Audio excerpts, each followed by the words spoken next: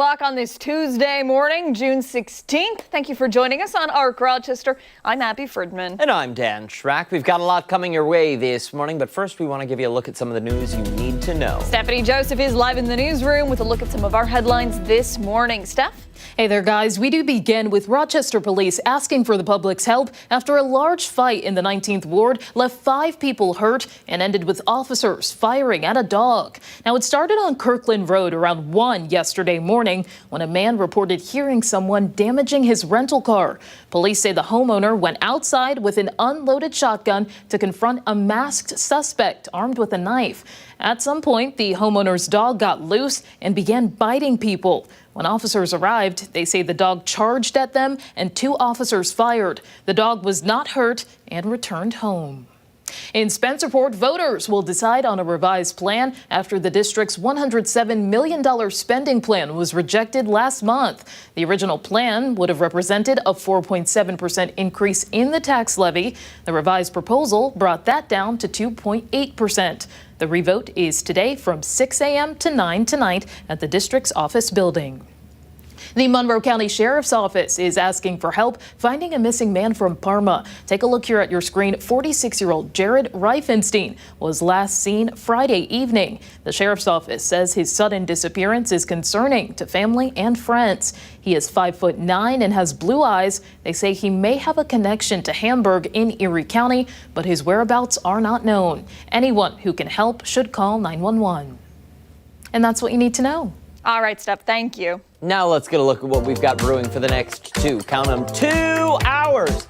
Starting with a celebration of freedom, history, and music. The Finger Lakes Opera is kicking off its summer festival this week with the return of the annual Juneteenth event.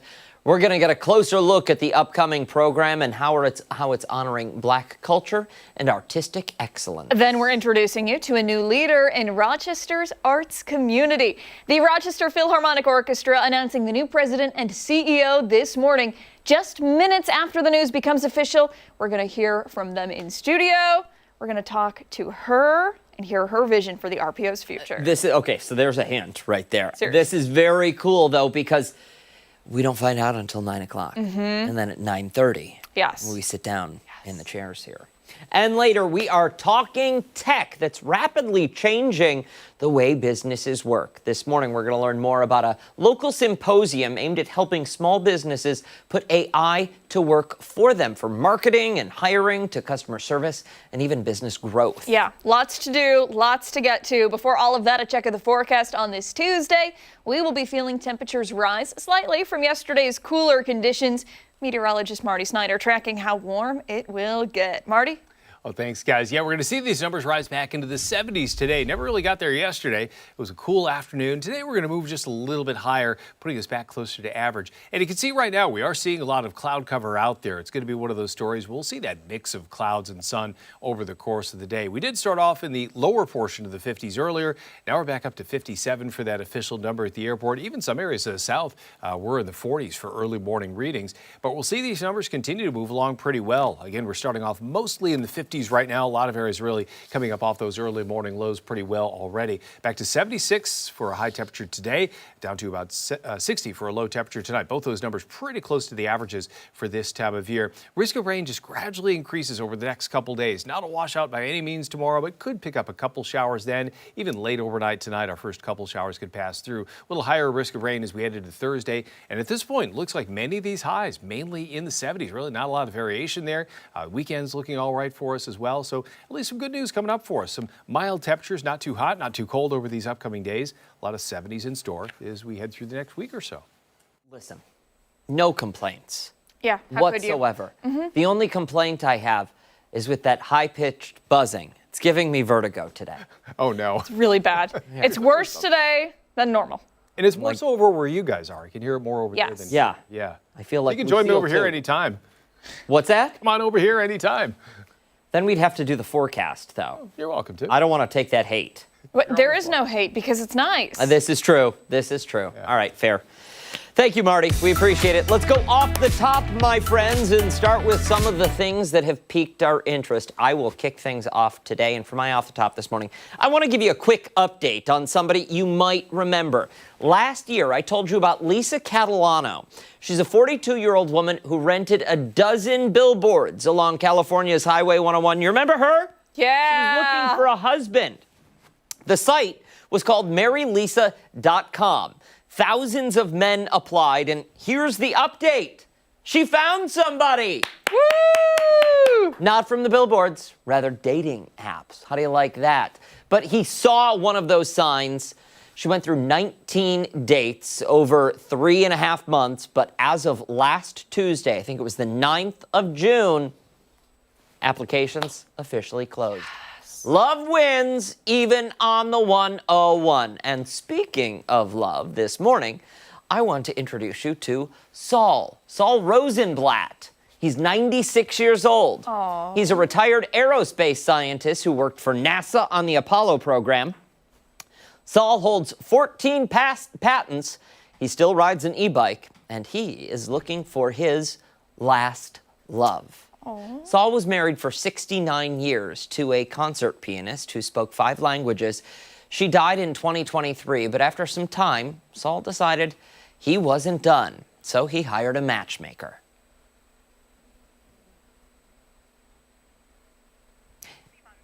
Well, I guess we're not going to hear it. That's fine. This is not the matchmaker. This is a friend of the matchmaker. Don't keep scrolling. Friend of the matchmaker. She kind of gives us a little introduction to Saul, a little bio on Saul's history.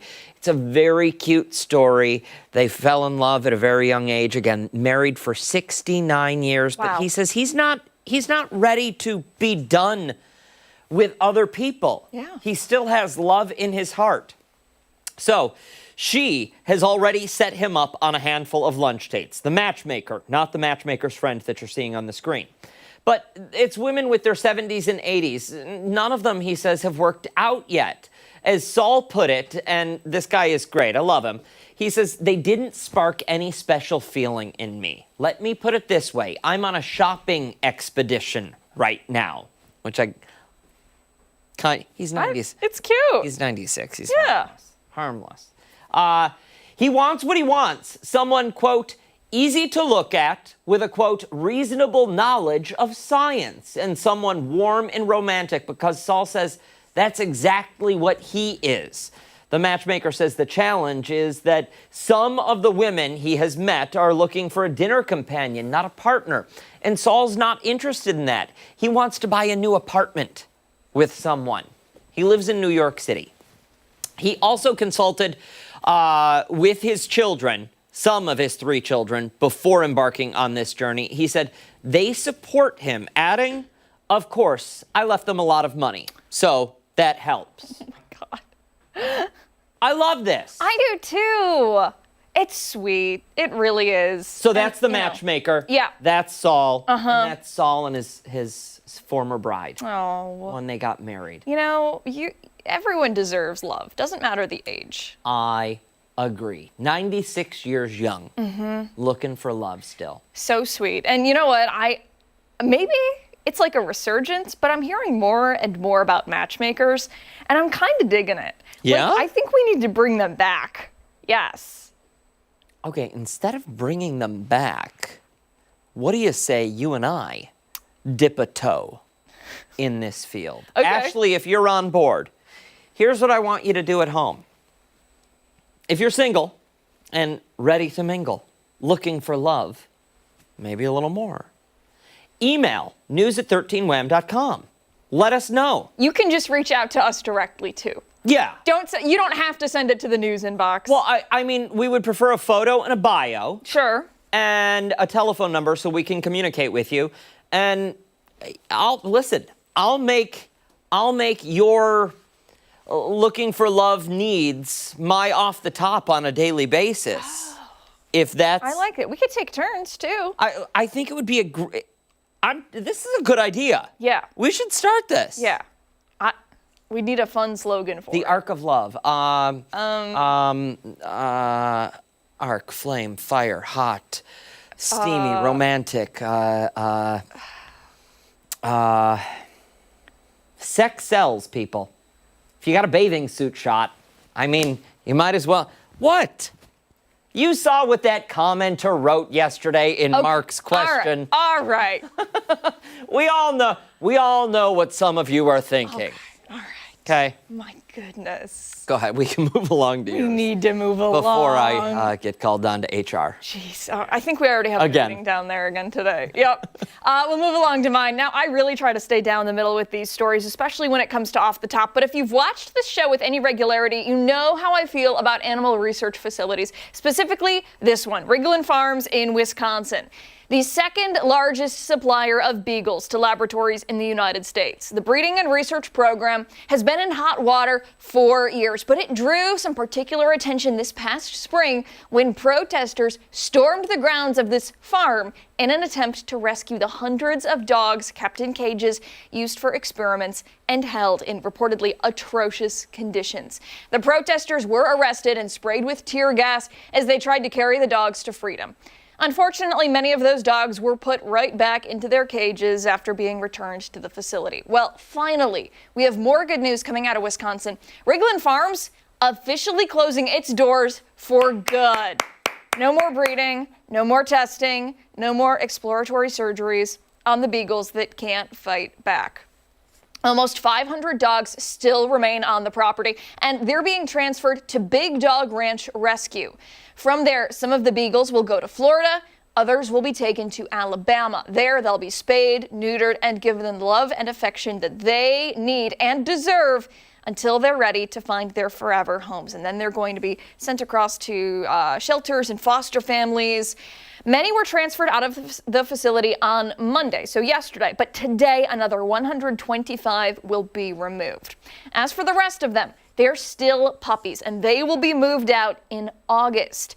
It's a movement that appears to be gaining support now at the federal level. Representatives from the organization saying they are working with the White House to end funding for studies that subject dogs to painful and invasive experiments. So, doors officially closing there at Rigland Farms. I've covered this story on Off the Top 3 or 4 times now because I get so worked up over it. When you see the conditions that the animals were living in, it really does break your heart.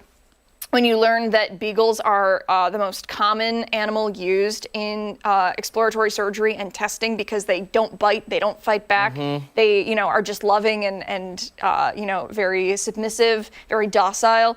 It breaks your heart to know that now they get to go out and they get to live their lives and get love from people who just want good things for them. It makes you feel good. And for some of them, I would imagine for the vast majority, they are tasting freedom for the first time. Yeah, so many of them were bred in that facility. So, they were born in the cages, they grew up in the cages, and then they were sent out to labs elsewhere, either across America or out of the country, and used for really, really devastating surgeries and different treatments. We don't deserve dogs.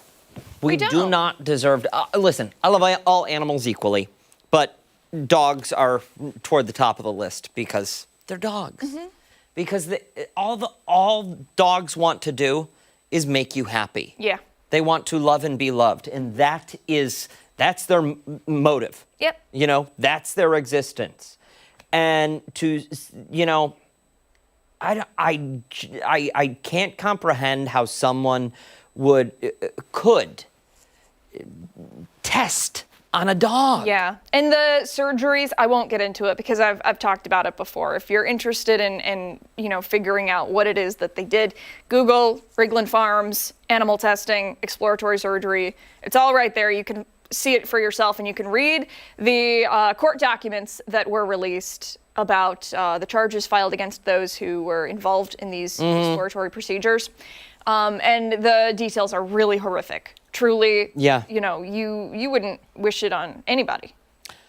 Listen, I think in cases like this, the crime should fit the punishment, or the punishment should fit the crime. Let's open you up. Sew you back up. See how you fare. You can't do that. You can't do that. That's wrong, and it's wrong the other way around. I will be very interested to see if we get any of those dogs in our area. We know we have so many amazing animal foster and rescue adoption agencies in the Western New York area. It would be great if we got some of those here because we have so many people in the area who are loving and caring and affectionate. My dog Jay, she is part Beagle. We're like 90% sure. She's mostly Whippet, but you know, we're pretty sure she's got some Beagle in her. And she's just the sweetest, most loving, most docile critter in the entire world. And we just love her to death. Hey, just a thought.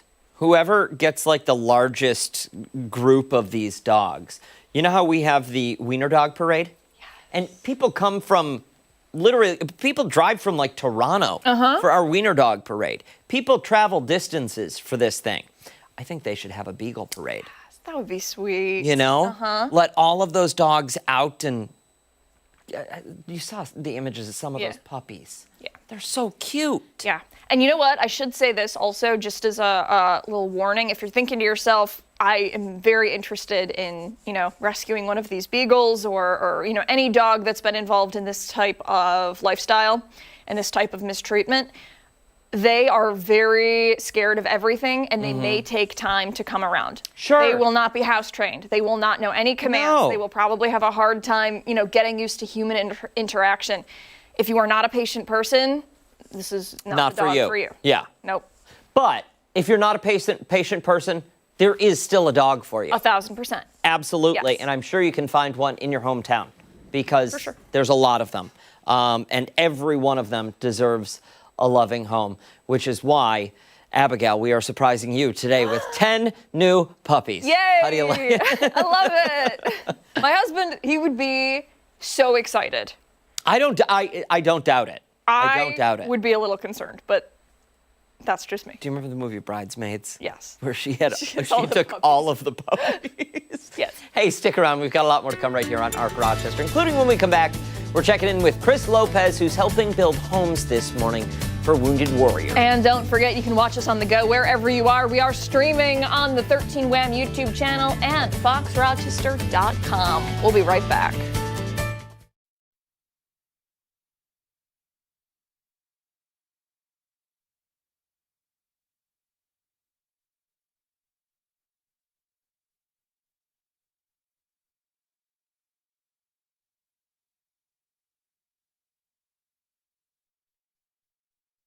I just gotta go. Mic check. Let's talk about something else. You're right. Oh.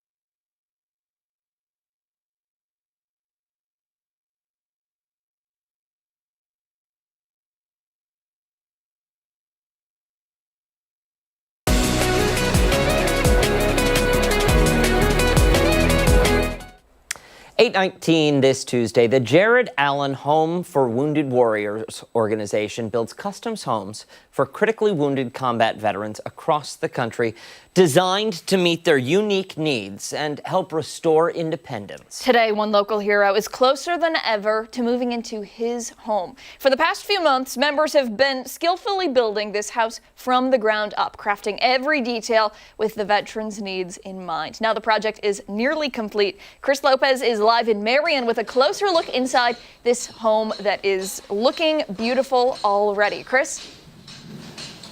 Hey, good morning, guys. Yeah, that veteran is Phil Bauer. He used to be in the Army until he was critically wounded in 2003. And we've been giving you guys an inside tour of what this house looks like and some of the details, giving you context of how they're building this custom build out. I'm here with Chris Mack, and he's here. We finished out in the master bathroom right here. 3 beds, 2 baths. Did I get that right? 3 beds, 2.5 baths, unless you want to count the dog bath as another full I bath. count his bath. Champagne. Champagne is Chris Bauer's service dog, so he has his own bath here. This is a 2,700 square foot. 2,700 square feet, yeah. And then his garage is another 1,000 square feet. So really, really big home. All right, let's get right into it. All right, so master bedroom, great size, great view. Yeah, we're gonna get into his backyard in a second. It's incredible, his view of from his bedroom as well as just hanging out in his backyard. Yeah, so again, this house is all ADA compliant, especially this half of the house. This is Phil's side, essentially. What makes this hallway, just for those tuning in now, the ADA, what makes it ADA compliant, this hallway here? It's wide enough, all the doorways are wide enough for a wheelchair to get through. Okay. When you see ADA bathrooms, they're big enough for a wheelchair to get in, to turn around, for the person to get off of their wheelchair onto the toilet, into a shower. And to fill people in, Chris Bauer lost his leg, his right leg. It was amputated because of a helicopter crash back in 2003. So this home has custom build-outs to accommodate him. So yeah, moving into the great room. Vaulted ceilings. I think it's almost 13 feet in the center. Nice. Yeah. Beautiful. Everything else is 9-foot ceilings, right? 9-foot ceilings throughout, yep. And then the vaulted ceiling in here. We have kitchen area. There will be a nice island in the center. Fireplace over here that you were just looking at. 2 huge sliding glass doors to look out back. Yeah, his backyard is gigantic, by the way. That's incredible. Champagne is going to be incredibly happy. Yeah. And then lastly, our 2 other bedrooms over here with a Jack and Jill bath in between. So great space, if he has guests or kids or what have you. Any added pressure to build out this home? You said it yourself, you have to get it right. Yeah, you can't really make mistakes in somebody's home. Especially, I tell all the apprentices, this is an opportunity to kind of serve your country by doing this for Phil. So, take pride in what you're doing, make sure it's done right, and take pride in being a carpenter. So, it's been great. But the pressure is on. It's all donations, it's donated time, donated materials. So, time is money, and there's really no money. You guys are doing a fantastic job. I'm going to talk to Chris a little bit more coming up next. I want to go to Otto. He's the job site supervisor from another company. And like I said, the backyard, I was talking about the backyard. This is his backyard here. The acreage back here is absolutely amazing. Otto, you come from a military family. So how do you feel working on this? Well, this job's actually quite special to me.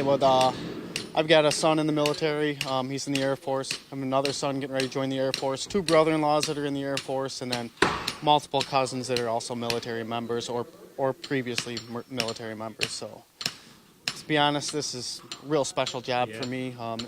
They give me the opportunity to do it, and I couldn't be happier. So, thank you so much for your contribution on here. This should be done. This home completed. What would you say? Late fall? By the end of fall? They're talking between August and September. Okay. So depending on how schedule works out for us, we're hoping to be done. Do you know how big his backyard is going to be, Phil's backyard? Because this is his entire backyard, right? If I'm not mistaken. Yeah. All of this greenery back here. So the lot's roughly 6 acres. Jeez. Okay. Which, with the dog, he's got a service dog. Yeah. So it's going to be a great spot for the dog to be able to run loose. And That's what I was saying. His dog's name is Champagne. I think he calls him Champ for short. And he's been his service dog for a very long time now. The acreage back here that Champagne is going to be able to run around on is absolutely incredible. We're going to check back in with you guys at around 8:43 here on Arc Rochester, talking more about Phil Bauer's home. Back to you in studio. All right, Mr. Lopez, we appreciate it and the work they are doing out there. Yeah, absolutely. Hey, don't go anywhere. When Arc Rochester returns, it's time for this morning's weather trivia. Meteorologist Mark McLean joins us on the other side of the break.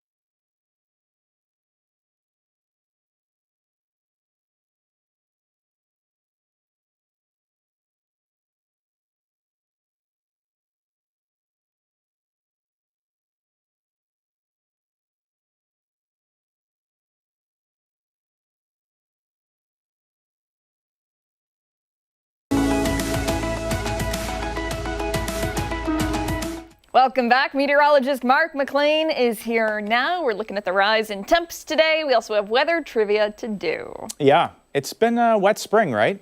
Yeah. It's been been a wet year. Had a lot of snow last winter. We're slowly moving up the list What list? for weather trivia. Let's take a look at that list Okay. right there. All you need is a question sometimes. All you need is a question. Where does this year rank in terms of wettest years so far? Oh, Yeah. okay. So it's a simple question. Is it first, No. 6th, 15th, 32nd? Good Lord. The McLean Lake and accompanying swale on Sunday. You could have put a small boat on it. You know, our friends Ryan and Jamie, Yeah. their entire backyard It gets was inundated? flooded. Yeah. I mean, it was a lake back there. I should have put a picture up. Wait, can you pull the question back up Yeah. one more time? Just wettest years. Yeah, okay. Yeah, wettest So years. Rochester's experiencing wet year in 2026. Where does 2026 rank? Is it the wettest, basically, or 6th wettest, 15th wettest? Okay. And this Through includes, June 15th. This includes melted snow, too. Okay, now listen. Before we move on from this, Yes. you at home, you know who I'm talking to. Uh-oh. Keep those answers You clean. mean Dr. Google? Oh, I know the No, other. keep the answers, because The other whatever you doctor. write in there, Ashley copies and pastes right onto the big board, okay? The school. Are we talking No, about? we don't need to go back Oh, over we're it. not going to That's go. We what we're don't need talking to go about, back though. over it. We're not going to visit Dr. I Ruth mean- again. Yeah, Lori, if you're watching this morning, Lori, we're watching you. Okay. That was funny. Okay. Oh, man. It was fun. Gross. Look Okay. at yesterday's question of the weather question and comments. Okay. It's funny. All right. Okay, let's go. Some interesting new graphics today. We'll come back to that one at 9. Rainfall lately. There's the deluge. 1.44 inches on Sunday. By the way, that was just 7/100 short of the record. But look at this. Have you been sneezing less lately? I'm not going to lie, Mark. I never know what this thing means. Oh, it's the sneeze cast. I know it's the sneeze cast, but like, Plantains and sheep? What? Sorrel. So this is the pollen count in the Yeah. atmosphere. Okay, so if I you also suffer get from that. seasonal allergies, okay. Sure. it's the grass pollen that's high right now. Okay. It's floating around in the air. Okay. So low is green, moderate is yellow, orange is high. Like if you want to take 30 seconds for the actual scientific explanation of Yes. this. Okay. Do it. It's a cubic meter of air. Okay. And the number of particles of each one of these floating around in a cubic meter of air. Okay. And they sample it with a roto rod. That's how they sample it. Okay, so how many particles in a cubic? So for the grass Meter. pollen, I think it was 70. I think was the latest count, something around there. And the weed it was less than 10 for the weeds. Okay, what is pine, sheep, Pine is sorrel, pine and trees. plantain down there? Sheep, sorrel, and plantain are in the grasses. Okay. Oh, Yep. So those Okay. are the culprits. So if you just flared up, those are the ones that are causing the flare up. Okay. Yeah. Okay. All right. We Thank fixed- you. We fixed it. I get it. You want some more science now? Yeah. Let's do it. Do you know that we have time on this show to talk about weather? We have do. so much time. Yes. 2 hours of Okay. Arc Rochester. Take yourself to fill. December, okay? And you walk outside, and we get one of those rare sunny days. okay. Where's the sun in the sky? It's only 24 degrees high at noon, so your shadow's very long. Take yourself to April 1st, and that sun is now 52 degrees high in the sky. Take yourself to July 1st, and that sun is now 70 degrees above your head out there. And that's the difference through the seasons.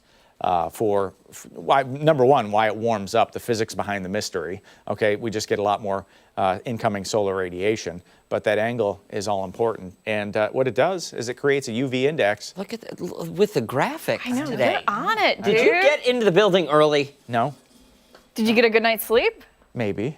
or do you just care today? Easy. Relax, Daniel. Apparently, I don't care. He's putting in 11%. The UV index. Oh, there. See, I can Oh. screw something up for you. There's the wham-cam view. Coming back slowly. Coming back slowly. Coming back slowly. It's like Pac-Man. You know, we got a little. We'll gremlin. get there. We got a gremlin in the system somewhere. We've got a high deck out there. Cirrus 57. The dew point's in the 40s, so that's a nice and comfortable number for you. The satellite radar. Look at this thing spinning away back in Wisconsin. This could be our next chance of rain, and that's going to arrive late tonight into early Wednesday morning. But the timing on this one might work out pretty good for us. A lot of this is going to come through while you're sleeping later tonight, 3, 4, 5 o'clock in the morning, and zip on out of here. So we see a Wednesday that has a chance for rain, but we also see a Wednesday that may not have rain, quote, during the daylight hours. And then you can see that blob of green back to the west. That's going to be the story Wednesday night into Thursday morning. Don't be surprised if we get some thunder showers. Is that the scientific term? A blob of green. Uh-huh. Yep. I'm trying to break this down in a way that's more easily understandable for you. It seems like it sounds like we need a memorandum of understanding on our Rochester this morning. 73 at noon, 76 at 4. Tonight we're going to drop back to near 60, partly cloudy early, some showers late. And the 7-day forecast, upper 70s there for Thursday. And you can see what happens into the weekend. Sunshine looks dry, mid 70s by Monday with some showers. You print that out, I'll look at it and maybe sign it Friday. It's hard to get Dan to sign off on the forecast. It is. It is. Yeah. What? What was... Yeah. Sometimes I just have nothing to add. There's a lot of science in that forecast, sorry. No, listen, I'm all about I'm that. on- I think that makes it fun. I like it too, but I suffer significantly from seasonal allergies. Oh. And so every time that graphic pops up, I'm always like trying to read it and I can never figure out what it is, and then it's gone so quick. That's why I was asking. So since we're on the science, and I teach this stuff, crepuscular rays that come through the window on a sunny day, you know how like you think your house is like a clean place and it's like all tidy? Oh, I hate that. You see the floaties? Yes. Like, okay, so imagine that those are like the little pollen things now instead of, in that cubic meter of air. That makes sense. Yeah. You just can't see them, they're small. What do you get for your house? I want to have my windows open. Oh, yeah. Okay. Well, rain cleans the atmosphere. Sure, but I want to have my windows open. Is there, I don't know, is there... You could do air purifiers, but I mean, you'd have to move a large volume of air to actually make a difference if the windows are open. If the windows are closed, you're running an air purifier. I need fresh air. I know, me too. You're going to suffer. I'm a fresh air creature. You could go to the mask. You could go COVID style on it. While I'm inside my own Yes. house. Yes. Just don't send any pictures out. That's worse than those people who were driving in their car by themselves, still masked up. Shh. We have to go to angering our commercial. viewers. Stop it, both of you. We have much more to get to here on ARC Rochester. I didn't know I was being paid to babysit today. Wow, we'll be right back.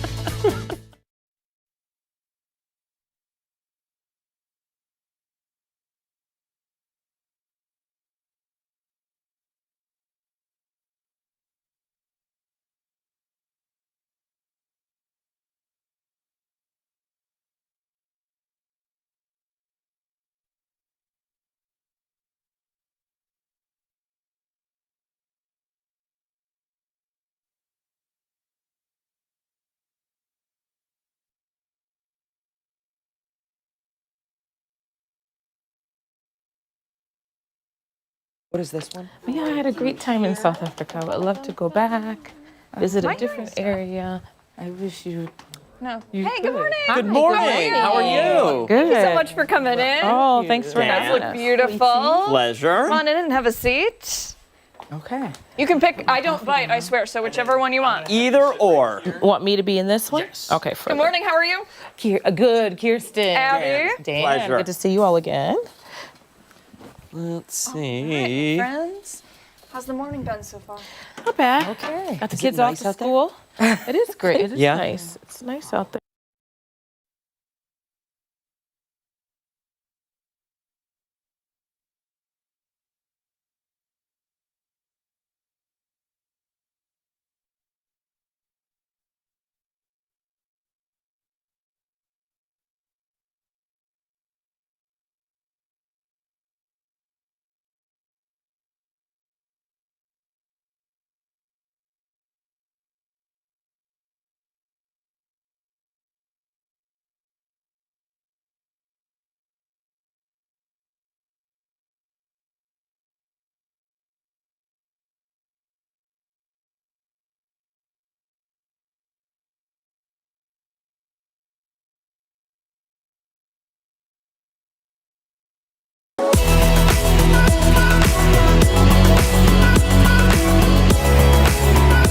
.37 this Tuesday morning. Thanks so much for staying with us here on ARC Rochester. Hey, this Friday is Juneteenth, the time to reflect on history, honor freedom, and celebrate culture. And the Finger Lakes Opera is doing just that with a very special musical event. The company's third annual Juneteenth program is happening this Thursday. It's serving as the official kickoff to their summer festival. This morning, we're getting a preview of what you can expect. We're joined now by sopranos Kirsten Piper Brown and Kwitamang Lahobe. Did I get it right? Was I almost there? Oh, Very wow. good. Okay, good. I wanted to get it right. Thank you both so much for coming in this morning. Of course. And, you know, the Finger Lakes Opera, we know how wonderful they are. You guys must be very excited for this event coming up. Yes, very excited to be. I live here in Rochester, of course, and it's always wonderful to sing at home, and so meaningful for the company Finger Lakes Opera to open their season with this Juneteenth holiday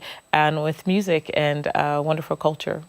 What does that mean for you to know that they're opening it with the Juneteenth celebration, marking that day? Yeah, I would say for me, I feel like it's uncommon for many arts organizations to celebrate Juneteenth in this way and open their season and kind of like put the stamp on this is what we're doing. We're shooting out into the summer, and so it's a wonderful way to celebrate the emancipation of enslaved Africans here in America, and yeah, I'm thankful for the company for making that commitment. Tell us a little bit about some of the music that people will hear. I mean, the program is set in 3 parts, so you get the past, the present, and the future. It's many different Black composers. You get to hear spirituals, you get to hear songs from operas by our own Black composers. So it's very interesting. It's very different, you know, so you get tastes of everything. Okay, I want to go back to your answer there and explain it a little bit more for me. I understand the past and the present and how we can musically do that. How are we doing the future? How are we doing the Yeah. future? It's some of these new compositions that are coming up, you know, 21st century music and some things that are not normal in the classical music, I think, that we understand. know that are being introduced, and we're like, oh, okay, this is new, you know, so Okay. where we are heading to. Do you have a favorite time period that you are looking forward to performing? Gosh, I don't know. I just, I really love performing. There are some arias we're doing from an opera about Harriet Tubman called When I Crossed That Line to Freedom. And what's really wonderful, there are 3 big arias in that opera by Nkiru Okoye, who is a New York composer. And the 3 women who are singing get to split up and sing those arias, so our different interpretations of Harriet Tubman and different parts of her life. That's what I'm really interested in, really hearing what some of the other singers have to bring to the character. I'm really excited to hear. Let me ask you, I wonder what it's like to know that, Juneteenth aside, we are also celebrating these Black composers who for far too long were overlooked, overshadowed, their music was stolen and presented as someone else's piece. That's got to be very special, very powerful. Yeah, I would say for these pieces, there's a little more authenticity. I don't think we have as much. Actually, there's one of my favorite composers who happens to be a white man, Jake Heggie. We've included his piece because of the text. He wrote a piece and intentionally wanted to embody Frederick Douglass in his text. So one of the pieces that I will be singing will be the text of Frederick Douglass, but the music of Jake Heggie, who lives in San Francisco, really great guy. And so, I'm just so, I love that we are honoring the American spiritual, which to me is like, you know, our original folk music and even Antonin Dvorak, a Czech composer, you know, told the American classical community that these are the songs of Black Americans, enslaved Americans. These are the songs that we should be listening to, that we should be embodying and composing and using as into our classical music of America. So very excited. It is really going to be a beautiful show. It will. Positive about it. For somebody who wants to go, what do they need to know? Time, ticketing, information, so on and so forth. Yeah, so Finger Lakes Opera. fingerlakesopera.org. Yes. The concert is free, so everybody must come. You just need to go on that line and register so that we make sure you have a seat. 7 o'clock on Thursday at New Bethel CME Church on Sile Street. Wonderful. Thank you both so much for coming in. We greatly appreciate it, and we wish you both the best this coming Thursday. Thank you. Yeah. Time right now, 8:42. We still have much more to get to here on ARC Rochester. When we come back, we'll check in again with Chris Lopez. He's live building houses for wounded warriors. And don't forget, you can take us on the go wherever you are. ARC Rochester is streaming live right now on the 13WAM YouTube channel and on foxrochester.com. Stick around. We're back on the other side of the break.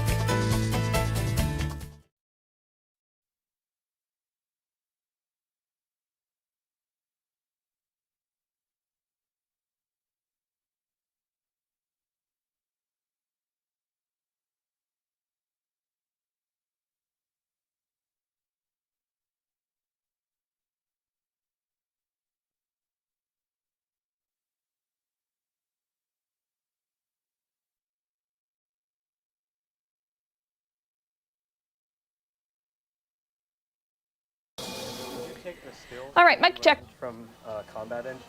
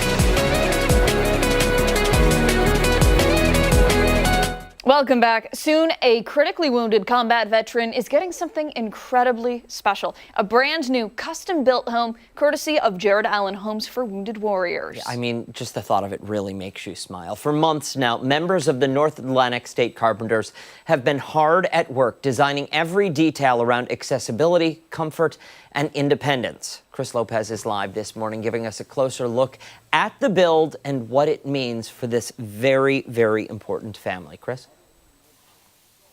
Hey, good morning, guys. Yeah, I'm here with an apprentice as well as a veteran. This is Dakota Studley, Marine Corps veteran.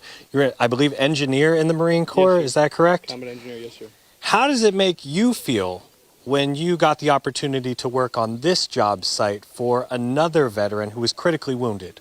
It feels great to give back, to help another veteran doing what I'm doing now. It feels great. It feels great. I'm glad that our union is a part of this, and it's great. What do they have you working on in there right now? We're doing a slab out back. I just did all the forming for it. How much you learning as an apprentice on this site? Because from what I understand, you guys are pretty much in the classroom for most of the time. You guys do some building there, but it's not anything like this. So how much you learning on this job site? It's a lot more on the job training. Yeah. This is great. I really appreciate this opportunity. And how far are you traveling from to get to this job site here? This is 2.5 hour drive. 2.5 hour drive. Yep, I live in Olean, New York. That's absolutely incredible. Yes. Have you met Phil at all, or do you know if you'll meet him anytime in the future? Yet, but I believe on Thursday I'll be able to meet him. That's going to be an incredible experience. Thank you for your service, and thank you for what you're doing here. I'll let you get back to work. Where we're standing right now, there's going to be a cement pad. If you could just imagine this, if you will, there'll be a cement pad here, and then there's going to be a flag that's going to be raised up, a flagpole that'll be raised up right in the middle of his driveway. Really cool stuff. We're going to be talking to some of the gentlemen that are going to be responsible, or that are responsible for this work here that's being done this morning. Fellas, I've been bothering you all morning while you're working. Thank you for taking the time. Okay, so this is what it's supposed to look like, right? This is the final layout right here. This is a ranch style home. Yes, sir. Any difficulties in building this style home because it is ADA accessible? There's no major difficulties. Just the roof was a little cut up when we were building it. So you got gables and hips coming into it, and as it being trusses makes it a little bit more difficult. So it's about that, yeah. Is this feel a little bit different because you guys are working on it? It's kind of a high-profile person, if you will, right? A very critically wounded combat veteran with a story that's been told throughout the media, and I'm sure we're going to be covering it as well. Any kind of jitters going into this? Absolutely. The guys are going to put a lot more heart and soul into a building like this when it's going to a veteran like Phil. It's their chance to give back, like Chris said earlier in the segment. You know, this is all about giving back to a veteran like that. And a home like this, with the dynamics that this home has, this house has pizzazz. It's not your everyday ranch. You know, and like Sheffy talked about the rafters, the step-up rafters, that's a unique rafter system, you know, and it's a perfect opportunity for an instructor like Chris Mack to teach our apprentices a detailed, orientated rafter system just like that. And how much have the apprentices helped you guys out on this build? Because roughly about 100 have rotated through here. It's a big job for an apprentice. Yeah. So the apprentices have been great. I mean, and it gives them the opportunity to kind of step up and lead a group, you know, lead a team. I'm here to facilitate, but you know they're the workhorses. So you know it gives a select few individuals the opportunity to be a leader, and that's what we're striving for here. And some are traveling from frickin' far, man. That's incredible that they're coming to this job site, learning so much, helping out so much. This will be done, I think, before fall. If we had to give a rough estimate, before fall ends. Is that correct? Early October we're shooting for at this point. And if I can I ask, what would be the total estimated cost? Because Phil Bauer is going to have no mortgage on this home. What would be the estimated cost if you could give me a rough number out here? I see you shaking your head. So because a lot of the labor has been donated, the number's hard to come up with. But the number that I've heard is just over $1 million. Just over $1 million. not too shabby, and it's absolutely beautiful. I'm glad you guys got to see this on a beautiful morning. Wasn't raining. I was hoping it wasn't going to rain. We've had this planned out for a few months now. I'm going to send it back to you guys in studio for now. This should be completed pretty soon. I'm going to send it back. That's back exciting. to you in studio. Listen, it's incredible to see our neighbors take care of one another. For sure. Really Yep. remarkable. Thank you, Chris. When ARC Rochester returns, it's time for this morning's Crime Stoppers. We're back right after this.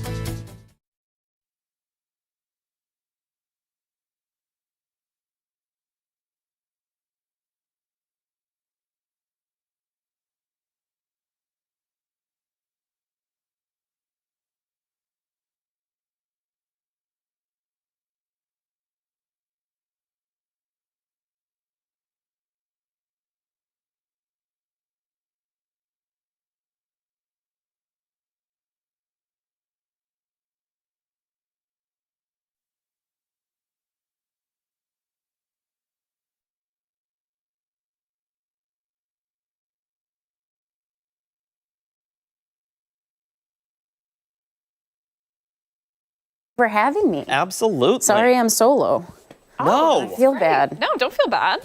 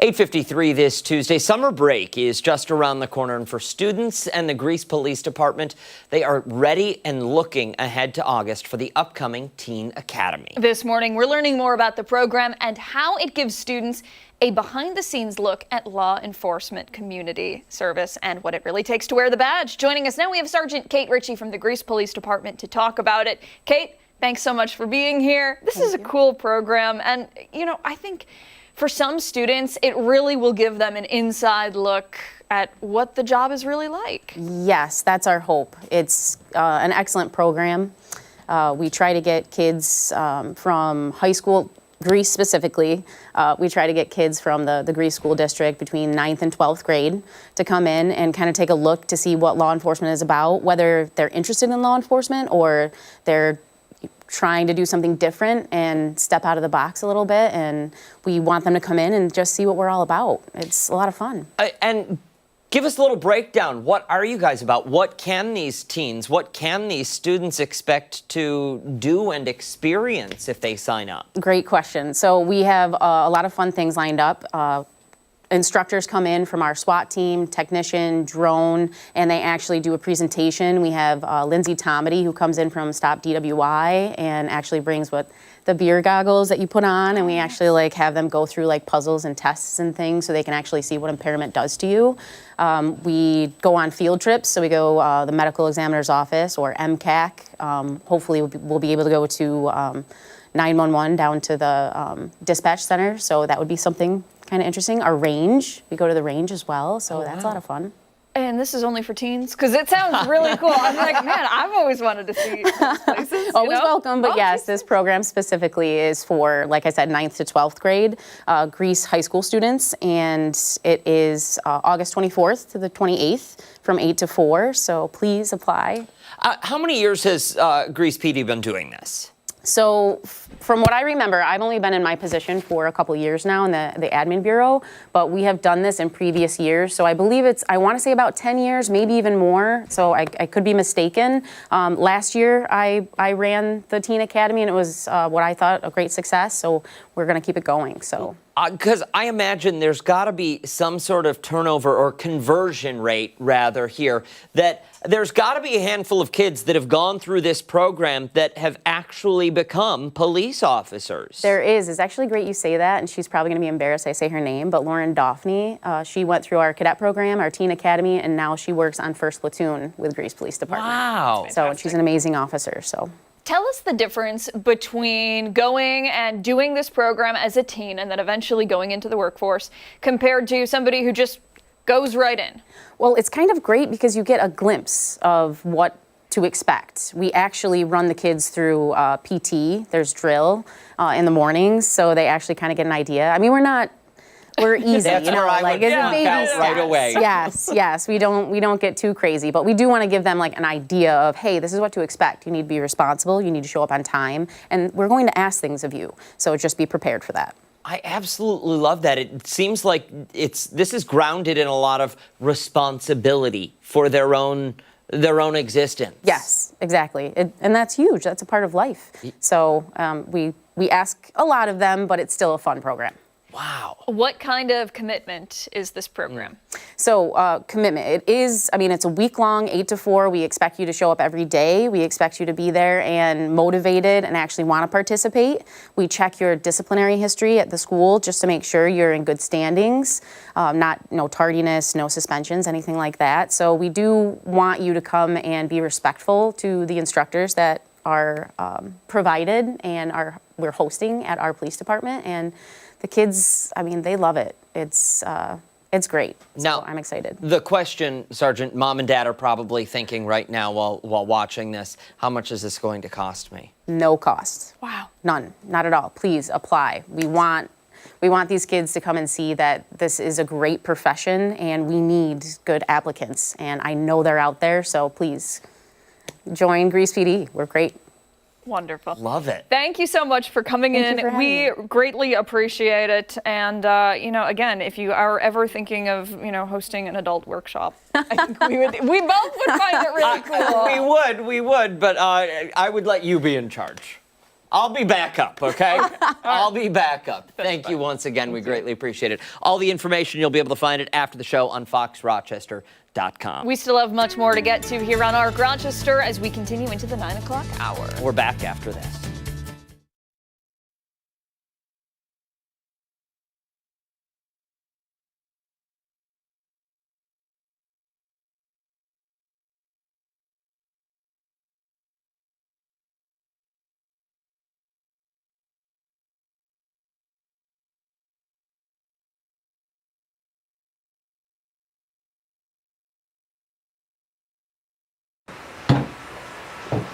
Bye.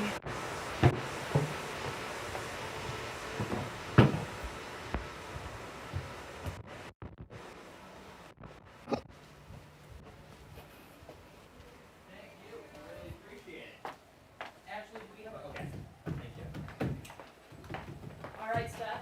Yeah. Let's go. High fives, high fives, high fives. What? Those were lame. Those are Shrek's high fives. He's gonna get you back for that one, Mark. Yeah. Let's go, Steph. Woo.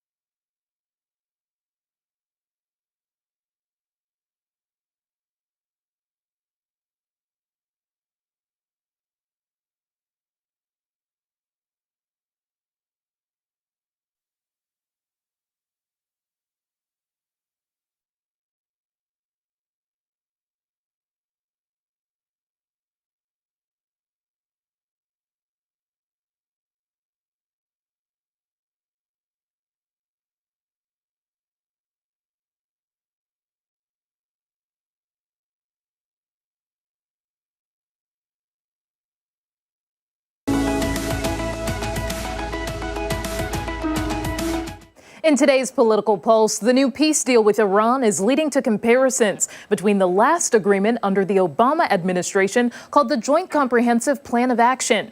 I sit down with an expert to discuss some potential similarities and differences between the plans, as the Trump administration says its memorandum of understanding is better than the JCPOA. That's all coming up in our 9 o'clock hour. ARC Rochester returns after this.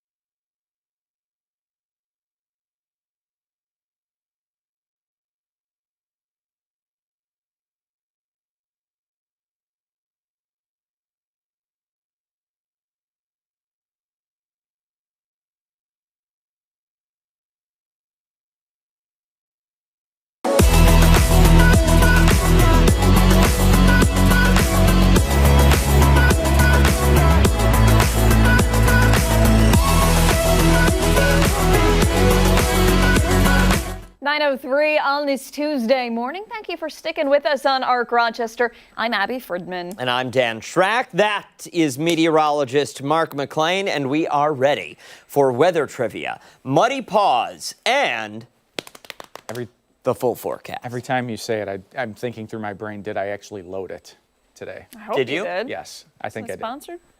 Is it? No, I don't think it is. Oh. We need a sponsor for weather trivia. We get so much traction on this. Yeah. Yeah. Thousands of people look at that question on a daily basis. I know. Hundreds answer. Yeah.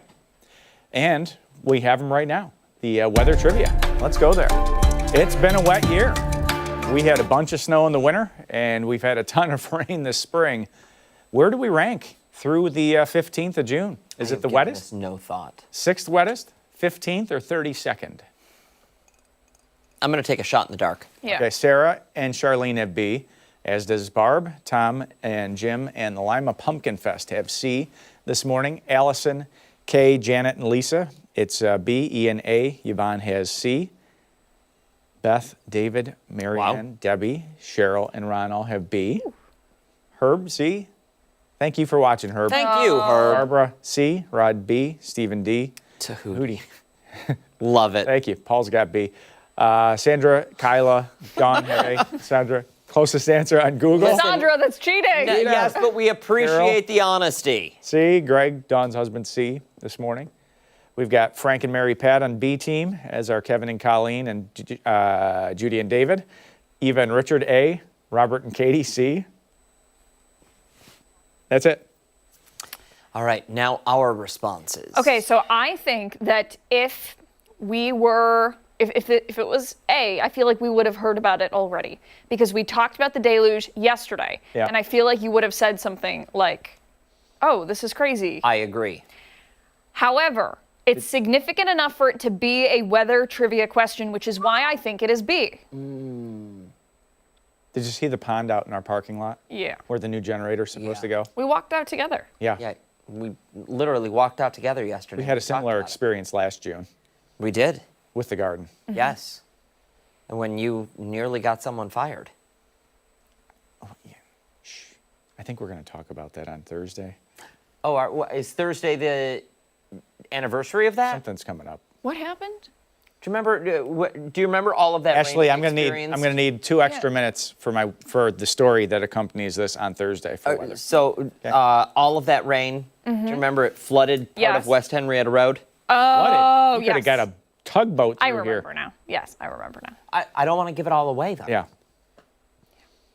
It's all right. It was closed for like 8 hours, Calkins Yeah. Road. Yeah. So my guess is B. Okay, B? Yeah, because listen, I don't think you're making it a question if it's the 15th Right. wettest June or the 32nd wettest June. If it's the 32nd wettest June, who's keeping track of that? Exactly. Really? Well, our records do go back to the 1870s, 1871. So when you take that, that's not 231.12 inches, right? It should be 23. Right? 23.12? Listen, ladies and gentlemen, he made sure the question was loaded. Can you 1871. really ask him So for it in to be records correct? that go back to 1871, Oh. you know who likes standing in water? Eclipse. Yep. I love this. That's a happy pup, right? A happy pup in a Smurf pool. Yep. And 13wham.com/chime in. We'll get your pets on the air. Your kitties, your dogs, whatever you got.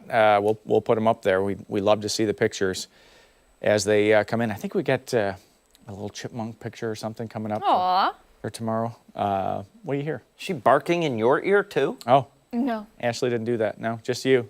You're the special one today, Dan. I would say that's most days.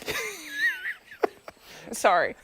You're special every day. Oh, yeah. You're my bright shining star. Oh. A punch of energy, right? Tomorrow, some wet paws in the morning. And Thursday, if we do have a day that you'll need the towel, maybe it's Thursday. And just a quick little shower Friday. It looks like Friday's going to be mainly dry, too, by the way. Here it is. Okay, there's the stat. 21.12 inches, okay? 6.5 inches above normal. Yeah. That's a lot. That's a month and a half extra precip for this year, if you want to look at it another way in terms of that. You know what dries it out, though? Sunshine. You got it. It also makes me happy. It does. It makes a lot of people happy. 8:52 sunset this evening. Okay. Now she's singing in my ear. I had to take it out. I'm sorry. This is great.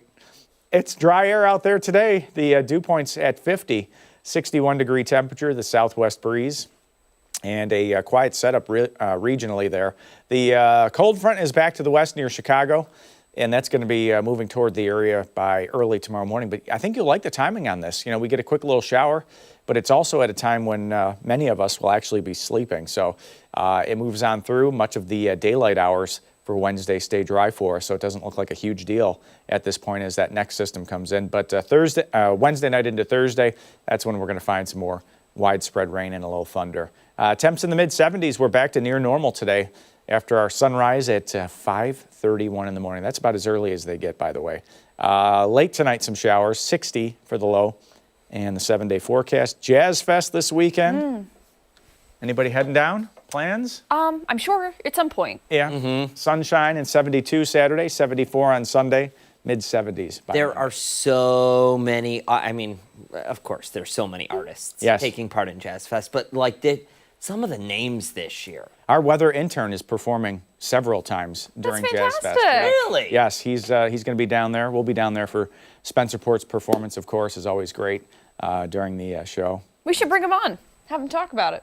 We should, honestly, we should. Oh, I'm sure he would be. Yeah, he should be in by now. Yeah, he just got in. So, if you're back in the weather office, maybe tomorrow or Thursday. Yeah. Yeah. That's awesome. Very good. Cool. Yep. Thanks, Thank Mark. you, sir. You got it. Time right now, 9:10. We still have much more to come on ARC Rochester when we come back. Some tips on how parents can encourage their students to keep their brains active as they get ready for summer break. And don't forget, you can watch us on the go wherever you are. ARC Rochester is streaming live right now on the 13WAM YouTube channel and foxrochester.com. Stick around. We're back after this.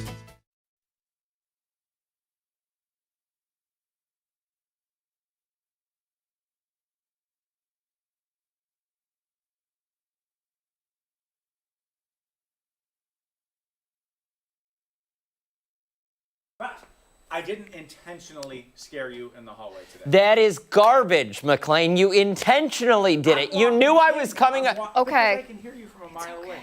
It's okay. No, my heart nearly exploded this morning. I felt it. And then we have this chair right over here for you. Good morning. How How's are it you? going? Good to see you as always. Good I don't to know why I'm see shaking you. your How hand. are things? Oh Give my you a gosh, you're nice. Oh, is the rest of you this cold? I know, I am cold. It's That's cold in nice. there. It's Are you warm sorry? out, Well, or it's you're in warm the in light. here. How's life?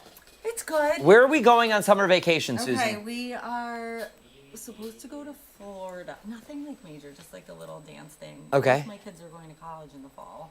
Both oh my schools. So we're like, Where are we going? So my son is transferring. He's going to go to Vanderbilt. Oh. My daughter's going. My daughter's going to University of Michigan. Wow. Oh my gosh, that's Yeah, fantastic.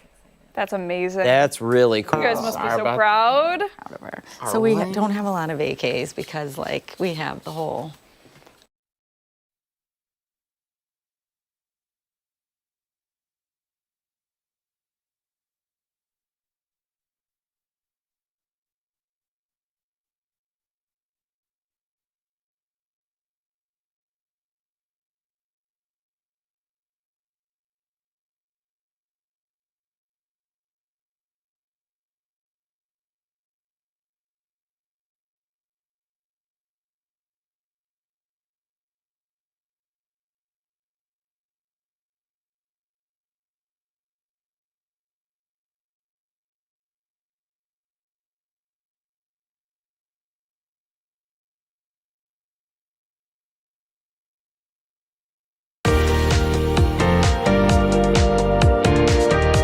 Summer vacation is just about here, and while the kids are ready for break, many parents are wondering, what do we do to keep those learning skills sharp until we head back to class in September? Yeah, the good news is it doesn't have to feel like summer school. This morning we're talking about simple ways to build a summer learning plan, prevent the summer slide, and help your child get ready for success in the fall. Susan Starrin from Sylvan Learning joins us now to talk about it. I always look forward to this conversation. We do it every year around this time. And, it reminds me of my mom. She always made us do like schoolwork over the summer to keep our brains fresh. Yes, you want to, just keep them learning and having fun because the summer slide is real. So for students that don't do anything over the summer, they can lose 2 to 4 months of their learning. So we want to make sure that they go back to school confident and that you make learning fun over the summer, but kind of keep an eye on what students need.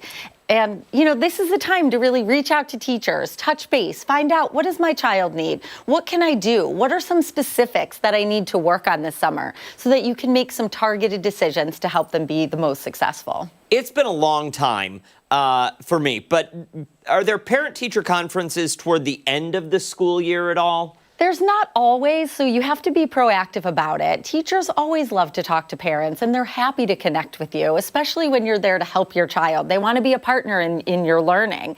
So, taking the time to reach out, sending them a quick email. How is the end of the year going? What levels are they at? What should we be working on? Is this just something that we need to just read together, do some practice, do some math instruction? Or is there a big gap there, and should we really take advantage of this critical time to try to close some of those gaps and get kids on track? So what should we be focusing on? Is it a look back at, maybe some of the topics we struggled with for the previous year, or is it time to move on, we're looking ahead to the next year? It really depends on your child. If your child's been struggling this year, the summer's a great time where the train kind of stops, where, they can start to catch back up. So go back, review, do some things that they needed to focus on. Focusing on reading comprehension, reading fluency for those younger kids, getting them to read out loud to you.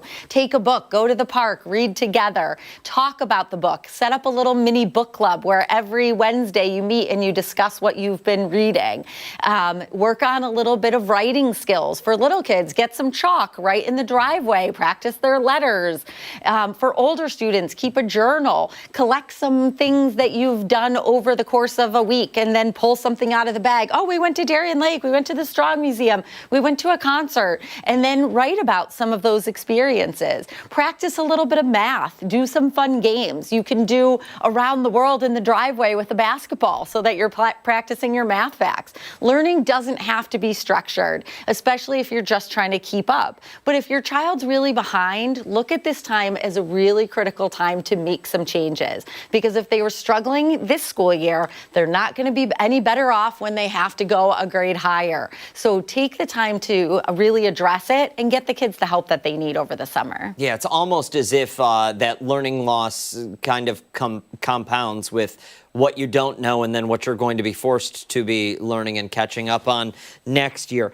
I want to talk about something, though, that I dreaded so much in high school. And I want to talk particularly about the high school students because it was hard for my parents to police with me, but it's that summer reading list. You had I don't know, it was 20 books. It really wasn't. It was probably 2. Right. But it felt like 20, and they sat on the nightstand until 2 days before class started, and I'm reading the whatever those notes were. Spark notes. Yes, notes. exactly. Yes. How do we make sure that the kids are actually doing that, because it's so beneficial? Absolutely. You know, it's all about organization and time management. So that's another great skill to practice over the summer, and using that summer reading to help with that. Print out a log, make some goals, set those goals, help your kids stick to those goals so that you're not trying to cram in, War and Peace the night before school starts. Break it up over time. Have a goal, and when you reach it, celebrate it. It's always great to make kids feel good about their learning and that they accomplished something. So if your goal is to read X amount of pages by this week and keep track of it in a log, check in with your kids, read the books with your kids. I've always read all of the books that my kids have read through school and read it along with them. I've really picked up some great information, and it's a great way to connect with your kids too. But you can make sure that they understand, that they picked up on the details, that they understand the theme. So, do it along with your kids. Don't make it a chore for them. Make it something that you guys can do together. But keep track and then celebrate those milestones as they get to those, kind of benchmark phases. Okay, I'm going to put you to the test. What did we read last summer then, Susan Starron? I think last summer I read some interesting short stories about some horror novels. Okay. Yes, clearly sticks out the yellow wallpaper and The Haunting of Hill House. I also read To Kill a Mockingbird, so also a really good one. So some interesting things. Some things I might not have chosen for myself, but I feel like I'm smarter as a result. I have all 3 of those on my bookshelf at home. Really? Yeah. Well, and you are actually smarter for having read those things. It's really incredible. And it shows your kids that you're also invested in their learning. So that's an important thing. You're in this together. Learning should not be a punishment. It's a lifelong skill. And if you set that up as a stage for your family, it makes a huge difference for your kids. You want kids to see you as a learner too. And not everything is easy for us as adults, and not everything's easy for kids. And having them see that struggle and how you work through it is important too. So solving those problems together, getting the kids the help that they need, working through it as a family, those are some really important life lessons. Absolutely. Susan, thank you so much for your time today. We appreciate it. Any last minute advice for parents watching at home, thinking, okay, I've got to get Johnny or Susie, ready because it's going to be a long couple weeks here of summer. Yes. Well, if you have the time, make it fun, enjoy it. If you don't and you need more support, we're always here for you at Sylvan. So reach out. We work with kids all summer long and get them on track for success in the fall. It's going to be a long reading list for you if people start calling, Susan. A long list, my friend. We'll make sure to post all the contact information you need to know on our website, foxrochester.com. Thank you so much. Thank you. Have a great summer. When we come back, Steph will be here. She's breaking down some of our top political headlines. Political Pulse coming your way next.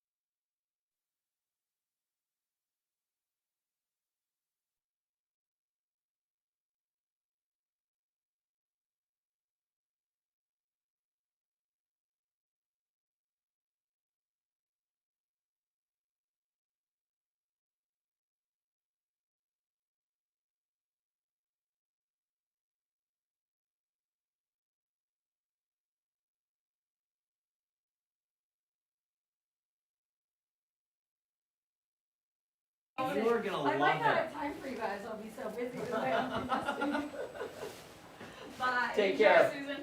Hi. Can you hear me? Can you hear me? Okay. Hi, girl. You got it. Thanks. Get it?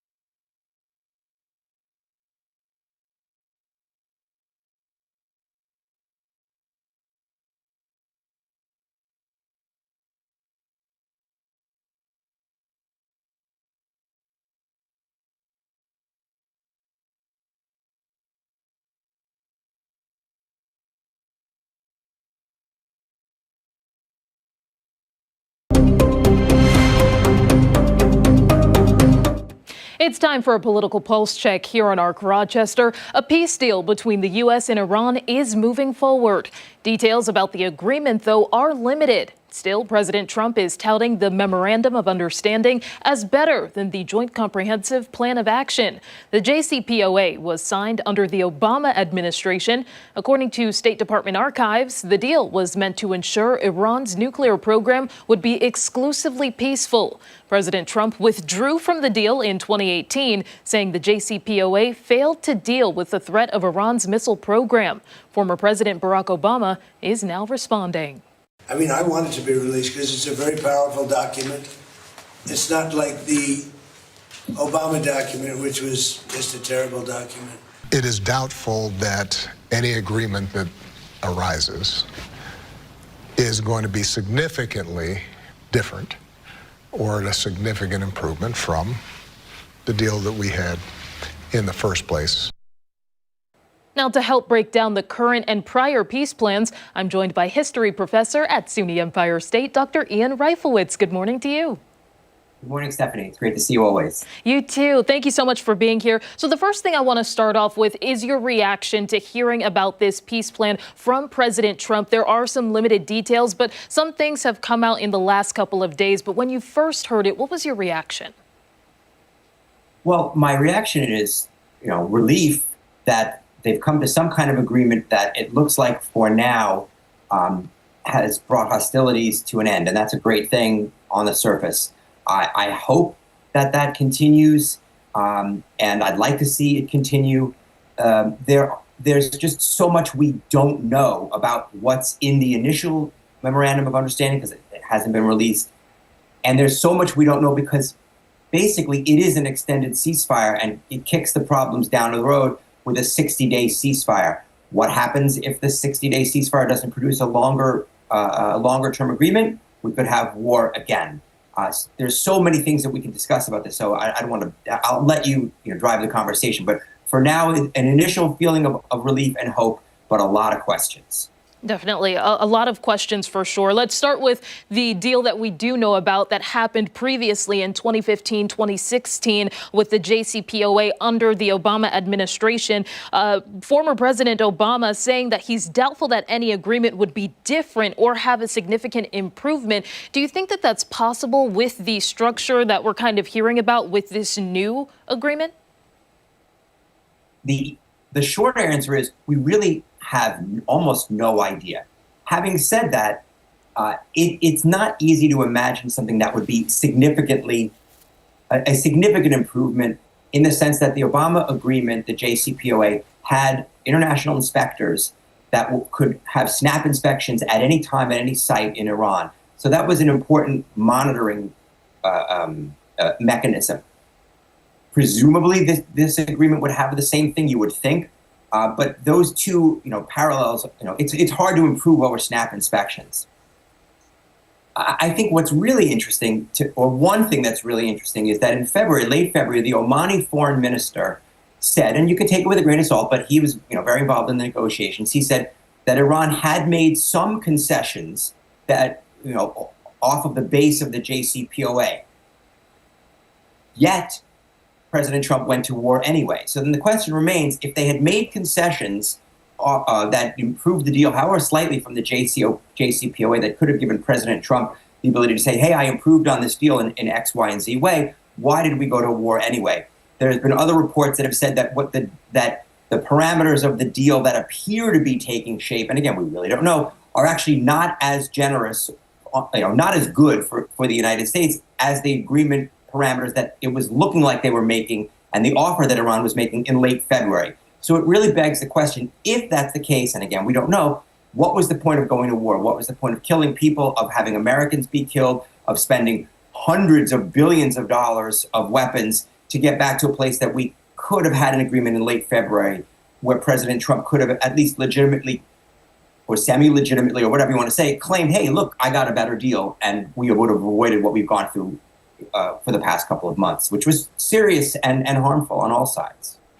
And what we've heard so far, at least, is that the eradication of Iran's nuclear program is something that is a part of this memorandum of understanding. How that would be achieved, still not clear. But it feels like this administration is drawing a difference between the JCPOA, saying that the verification process wasn't airtight, and also not ensuring that Iran doesn't develop a weapon. Is that how you're interpreting how the Trump administration wants to move forward here? I think that's the claim they want to make. But here's the issue. And again, we don't know until we know. But the discussion that's been in the media, which the president has contributed to, has said, well, the discussion is a 20-year freeze on Iran's ability to develop nuclear weapons grade material. But Trump has also hinted, again, according to reports, that he might be willing to settle for a 15-year extension. Well, there's no such thing as permanent. But that's really not significantly different than President Obama's deal, A. B, any deal can be unmade down the road. What can't be undone is Iran getting $300 billion, which Vice President Vance said the other day, well, if Iran does what it's supposed to do, it, quote, could have access to a $300 billion international fund.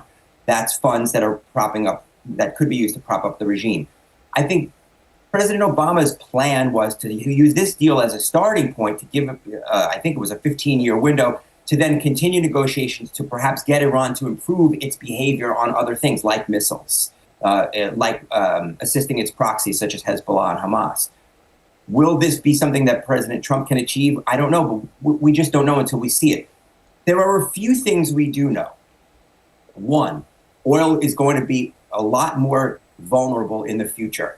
Countries in Europe and Asia are not going to want to rely on oil, and they're going to be afraid to rely on oil. So what does that mean? That means renewable energy is going to be even more in demand. Who is the leader in producing renewable energy? China.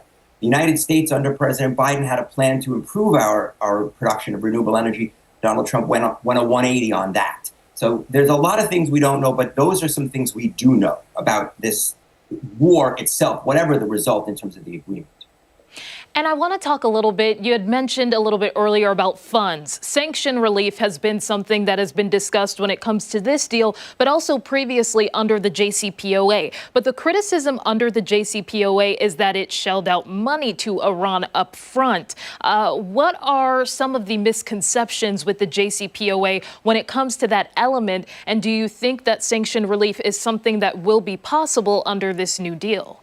Right. So there was a big discussion and a lot of criticism of the Obama deal, the JCPOA, because Iran received money, although we have to understand, and it gets lost in the nuance, that was actually Iran's money.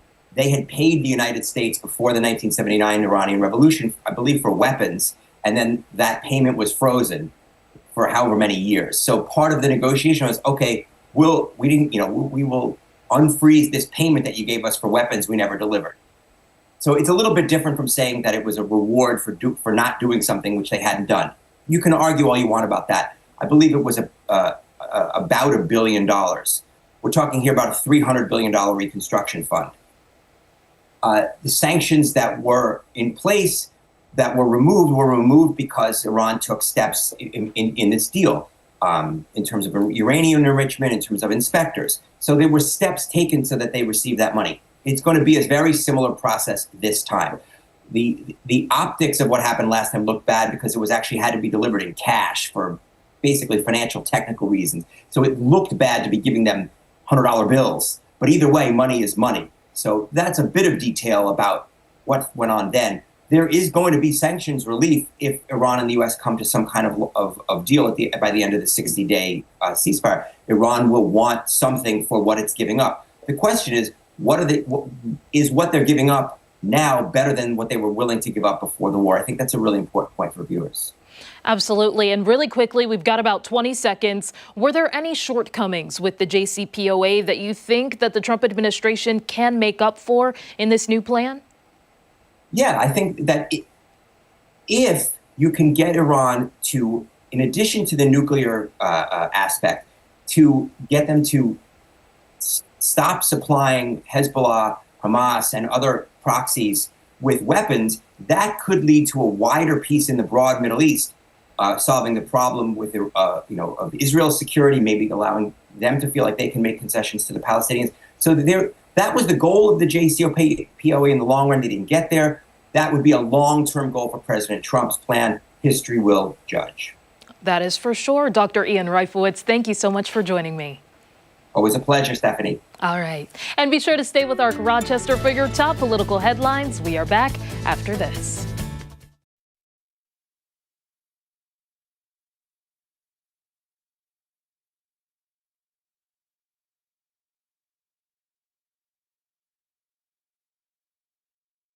Great. Sounds good. Excuse me. My shoes are so squeaky. I'm glad I'm not walking like live on air. Thank you.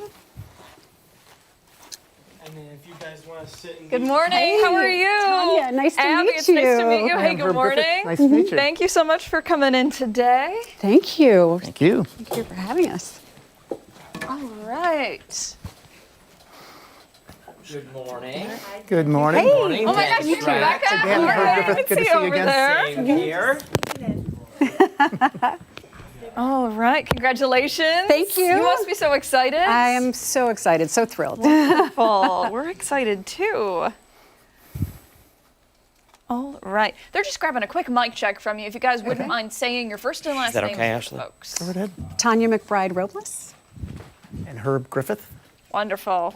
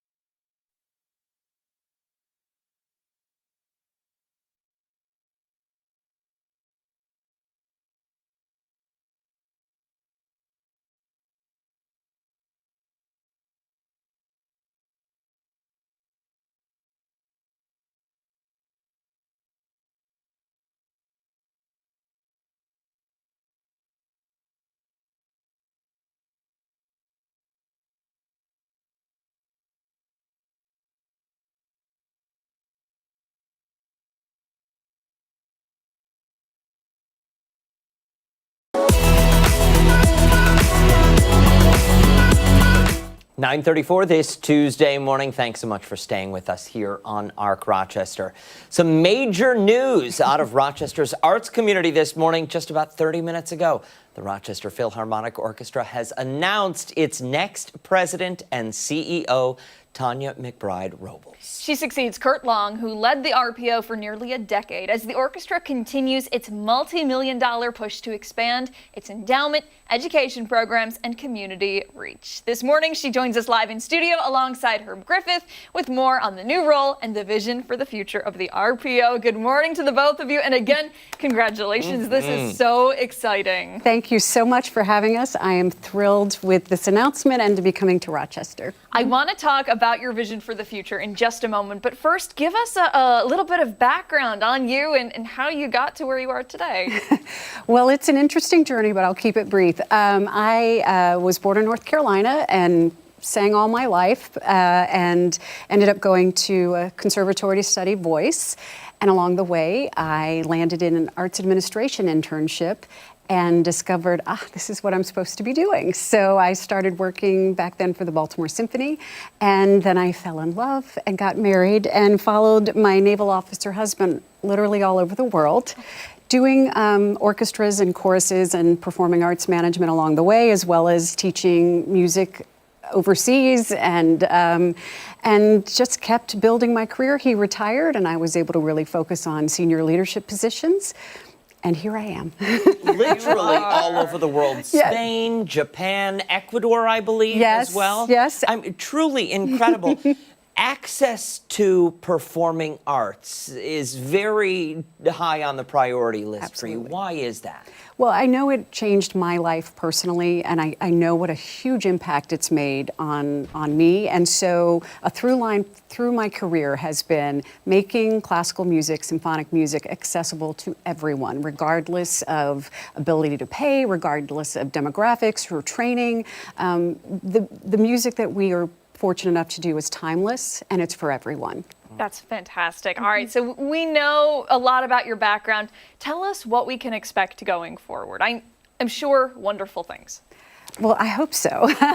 But RPO is in a phenomenal position of strength in many ways, and I want to build on the legacy of 100 plus years and the great work that my predecessor has done, along with the board, musicians, and staff.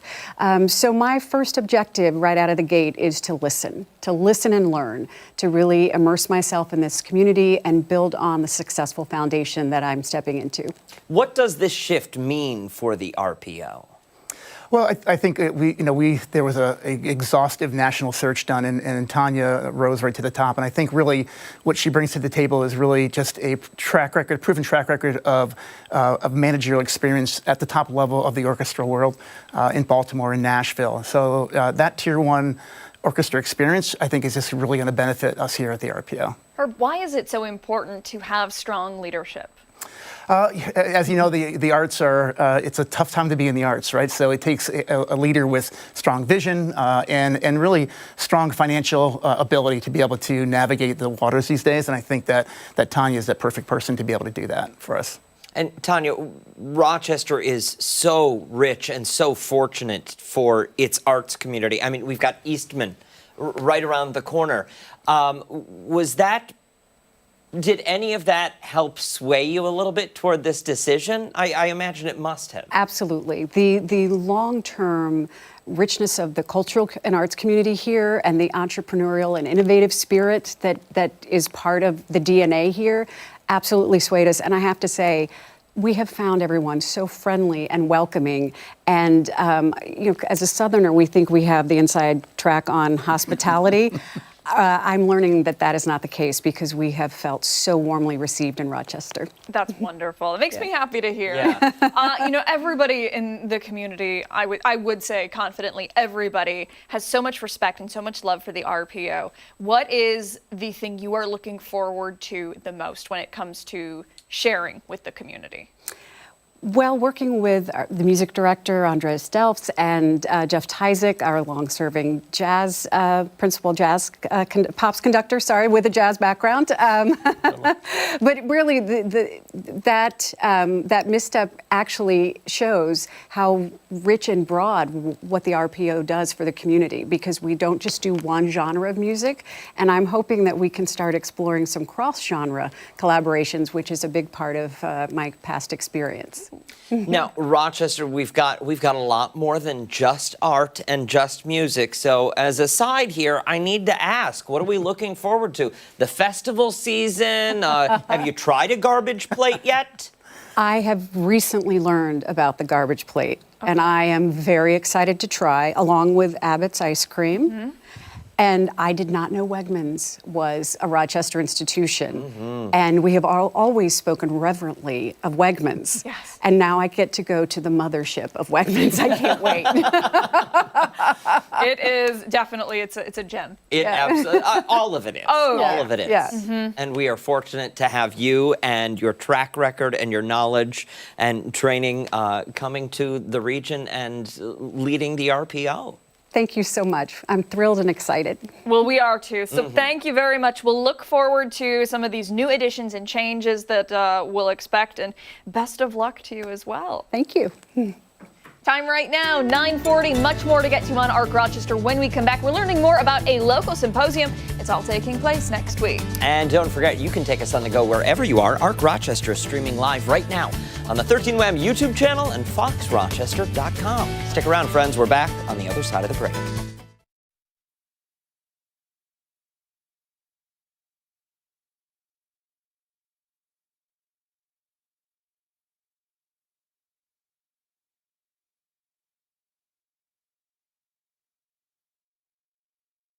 Back again. Yep. Okay, good. I misspoke about Jeff on Bob's show, too. Oh, I have no idea. Yes. I don't think I've heard about it. Sorry. Okay. Great job on TV, folks. I'm Rashad, a local radio host. Congratulations. Dr. Lomax Campbell. Yes, it is important. We do. Yes. What, you said local radio? Yeah, geez, here, thank Dr. you. Lomax Hillmax. I'm a local radio host. No. But we are here talking about an AI symposium. It's free and open to the community. Yeah. That's good. Tuesday, all day event at REOC downtown. Yep. So, yeah, nice meeting you. Congratulations on the new role. Yeah. Great job. Your phone is Good off. morning. How are you? Good morning. I'm back. Oh my gosh, back again. I'm back. Good Good to see you as well. Good to see you. How's it going? It's going well. I think I'm taking. You were just yesterday. I was just here. yesterday. I know. Sometimes it's I tried to yesterday. look Sometimes different. I think to myself, is it 6 months or a year? I know. I get it all. As a radio host, I get are it all you? the time. Hi, Thanks nice for to meet coming you. in. It's great to meet you. Nice to meet you. Pleasure. Dr. Campbell, Lomax Campbell. Love the tie. Thank you. And we all are coordinated.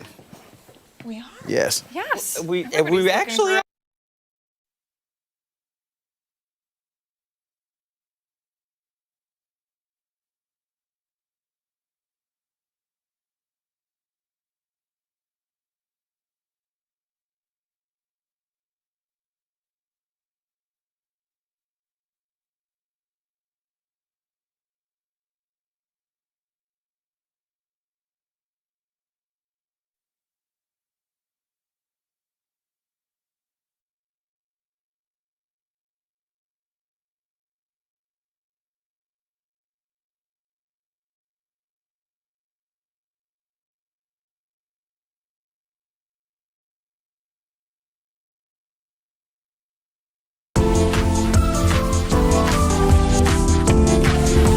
Welcome back. Happening next week, a local symposium is bringing small business owners and community leaders together to take a deeper look at artificial intelligence and how to use it in real-world ways. Yeah, the SB+AI From Awareness to Action Symposium is a day filled with stuff, features keynote speakers, networking, and a live AI pitch competition, all focused on helping businesses move beyond AI curiosity and into practical use. For more on how you at home can take part, we are joined now by Dr. Lomax Campbell, President and CEO of Third Eye Network and SB+AI pitch competitor Rashad Smith. Thank you both so much for coming in. We appreciate it. Thank you for having us. Absolutely. For someone who's unfamiliar with practical application of AI in everyday use and business use, can you break that down a little bit for us? What does that look like? Absolutely. So even before business, anyone that does a Google search today is interacting with Google Gemini, whether they know it or not, whether they're using a paid version or a free version. And so by that, whether you call customer service, trying to get something service at home, you're already interacting. So by embracing AI, even if it's to summarize your emails every week, or whether it's to map processes or support your sales funnel, these are things that make businesses more efficient, generate more revenue, save costs. There may be some folks watching at home thinking, I don't need it to summarize my emails. I don't need blah, blah, blah. What would you say to them? Why do we need to be using this kind of technology? Sure. Well, the interesting thing is that every entrepreneur is doing the job of 4 to 5 people. And so anything that alleviates that tension for them is a phenomenal plus. And so I would tell them, take baby steps. You may start with preparing email messages to would-be customers, or creating follow-up responses to social media posts, or even just having it track what's going on social media so you know what to tune into. And you're a pitch competitor in Yes. this, correct? I'm excited. What does that mean? You've got the idea? Yeah, so there was a process that we had to complete. Video, creating presentations, and getting ready for this amazing pitch. There are several entrepreneurs who are a part of this. Just yesterday I was here talking about Unlock Stories, and so I'm pitching Unlock Stories, which is a program where I use AI to help incarcerated youth. And so everyone has their different ideas. I'm really excited to pitch my idea and hopefully win that thing. What do you win? Money. Oh, love it. Hey, nothing wrong with that. So we created a 2-round AI pitch where the virtual round, everyone had a intro pitch video of who they are and what they do, and then they had a 3-minute pitch of their AI idea. And so they get to walk away with the intro video for future marketing purposes. We also did headshots. And so the winners of the virtual round would win $1,000, and then they would move on to live pitch for the opportunity to win another $7,000 to $10,000. Wow. Really? Yes. Yeah. That's incredible. That's game-changing money. Yeah. Yes. Plus, breaking news with $7,500 awarded to early arrivals at the conference. Anybody who arrives to the conference early, they have the opportunity of being one of the recipients of a total of $7,500 for AI resources. Because they showed up early. Because they showed The up first 30 businesses to show up will either get a free year subscription to Google Workspace, which comes with Gemini Pro and Notebook LM Pro and the entire Google ecosystem. And those who are already on the platform will get access to Claude AI. It's going to be like Black Friday. There's going to be a line out there around the block. Yeah, we're Waiting going to have a get in great the door. time.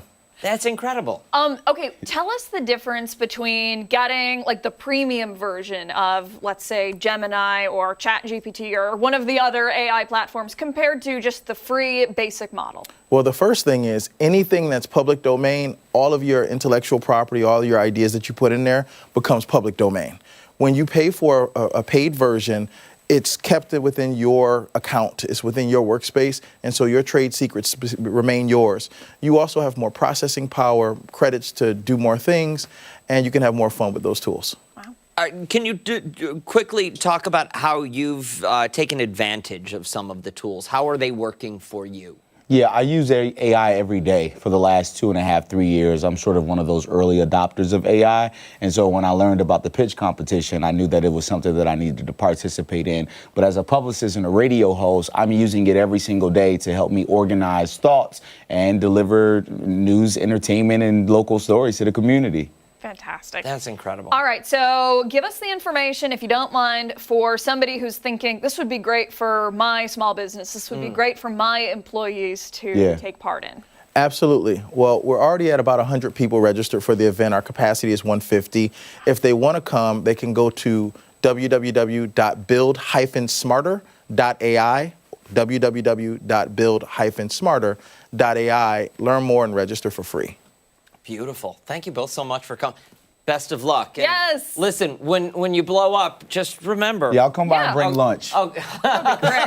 Yeah. Oh, We'll take cash. And I have to thank our presenting sponsor, the Enterprise Center at Pathstone, because they're a large reason that this event is possible. Wonderful. Thank you again so much. And in case you missed it, we'll make sure to post all of the information you need to know on our website, foxrochester.com, after the show this morning. When we come back, we're getting a look at some of the stories that have people talking on this Tuesday. Yeah, we're talking trends on the other side of the break.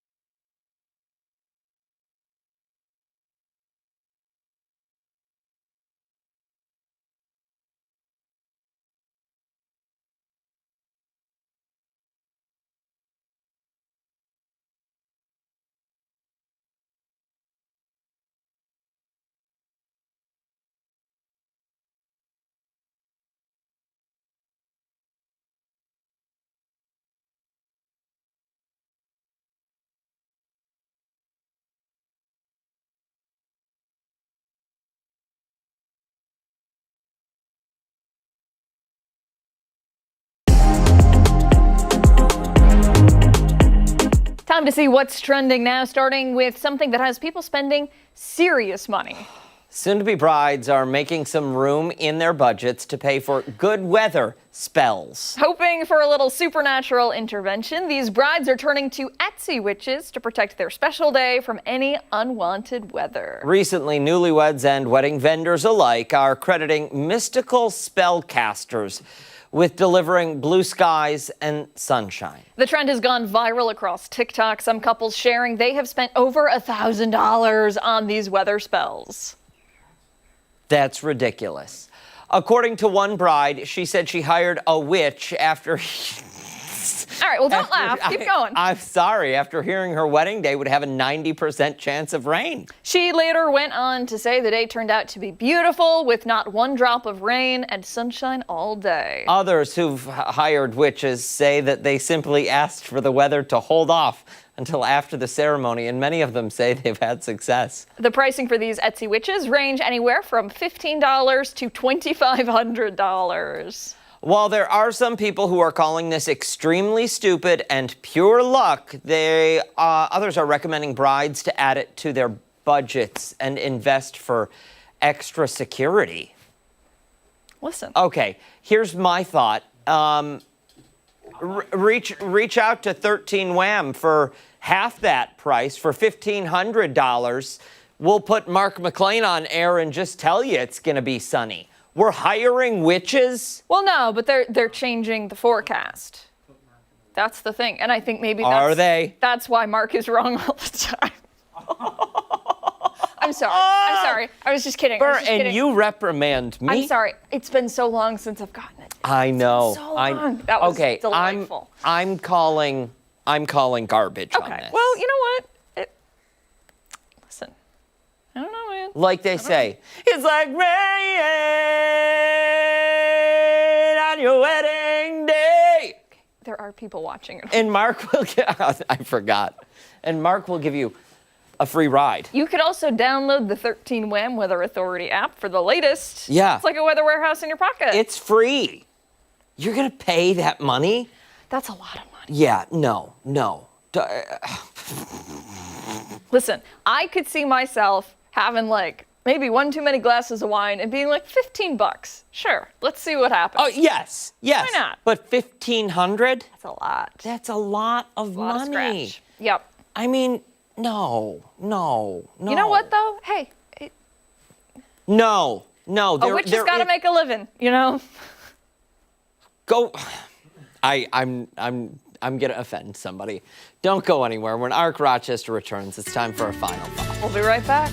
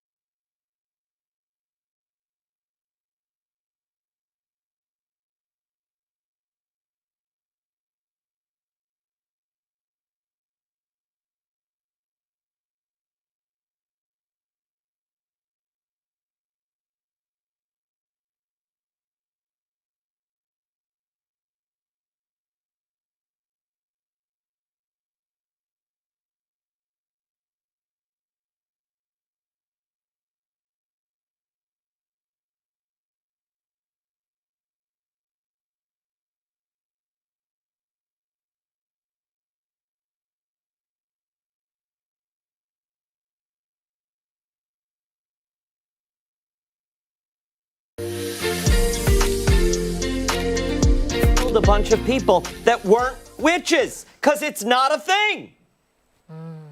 He's still on it. It's not a thing. Okay, you can believe that it's not a thing. No, everyone can believe it because it's not a thing. And if you want me to lie to you, I'll do it for free. But this is coming from the person who believes in aliens.